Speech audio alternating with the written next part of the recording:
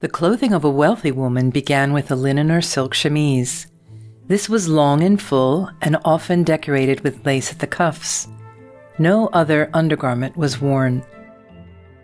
A hip pad was tied about the waist to support the petticoats. During the late 1600s, the coastal fringes of the Netherlands saw the development of a thriving merchant economy. This was also the time known as the Little Ice Age, when canals, rivers, and lakes froze deeply in winter. Houses had only the most basic of heating, so each petticoat was also lined, instantly doubling up the layers.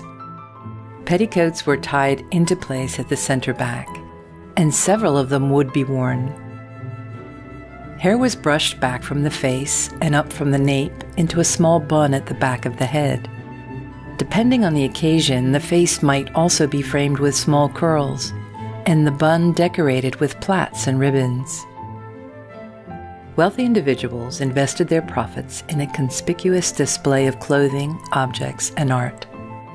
The beautiful silk gowns made familiar by the brilliant artists of the Dutch Golden Age, though elegant and deceptively simple, were in fact made up of separate parts, including a petticoat, a bodice, and sometimes separate sleeves. The petticoats were shaped by pleating the fabric into place around the hips and back, while keeping the center front flat. An extra pair of ties was positioned either side of the center front panel and tied at the back to help support the weight of the petticoat.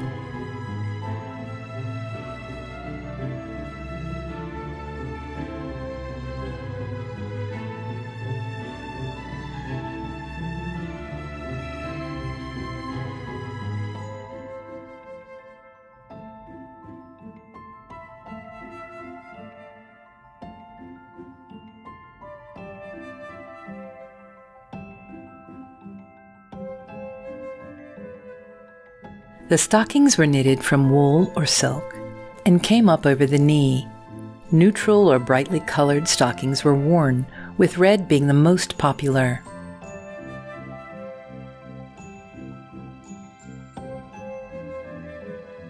The stockings would be held in place by garters of braid, tied or buckled beneath the knee. Sometimes the stockings would be folded down over the garter. The shoes were straight-lasted, which meant that the right and left foot were identical. They had a tapering square toe, high instep tongue, and curving leather-covered timber heels.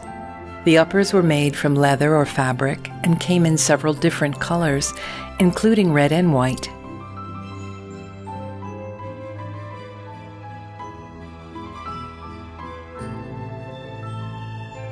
The bodice of each gown was stiffened with baleen, formerly referred to as whalebone. The stiffened bodices, many of which were smooth-covered, concealing the boning channels, were intended to be seen. The bodice sleeves may have been detachable or sewn in place. A separate pair of stays was not worn. The bodice could lace up at the center front, but more usually at the back.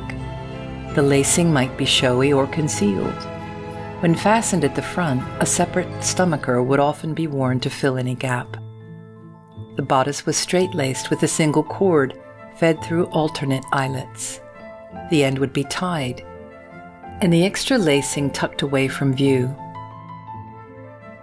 The chemise neckline would be undone and eased so that it could be tucked away and not spoil the line of the bodice.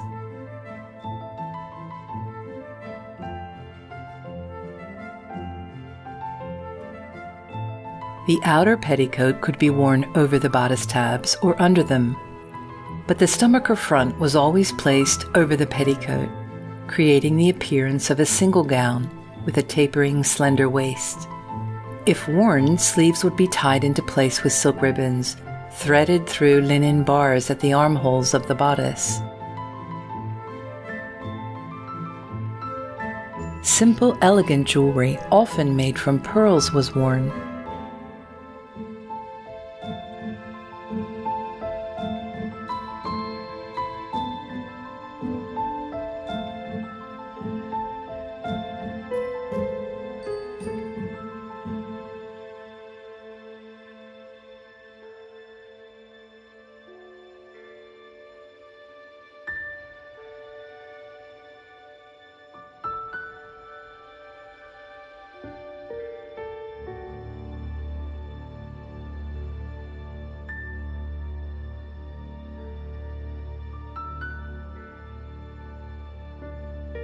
foot warmers were a welcome comfort in the depth of winter when the canals were frozen solid and homes very cold. A small ceramic brazier was filled with hot embers from an open fire and placed in a wooden box. The foot warmer, which had holes in the top to allow the heat to rise, was placed beneath the foot to keep the cold from striking up through the damp floors and causing a chill. The intense cold, worsened by the damp of houses built along the canals of Delft and other Dutch towns, meant that many layers of clothing were worn even indoors. A linen or silk kerchief was worn to cover the décolletage, more for warmth than modesty, and was fastened into place with a pin or brooch or tied with a ribbon.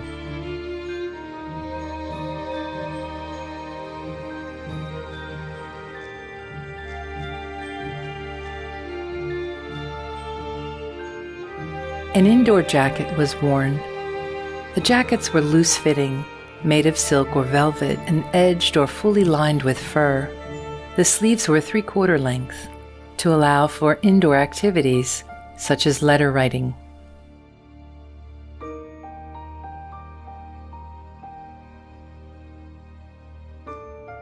The Dutch Republic had become a great commercial trading power, and wealthy merchant homes and clothing abounded with elements of the exotic.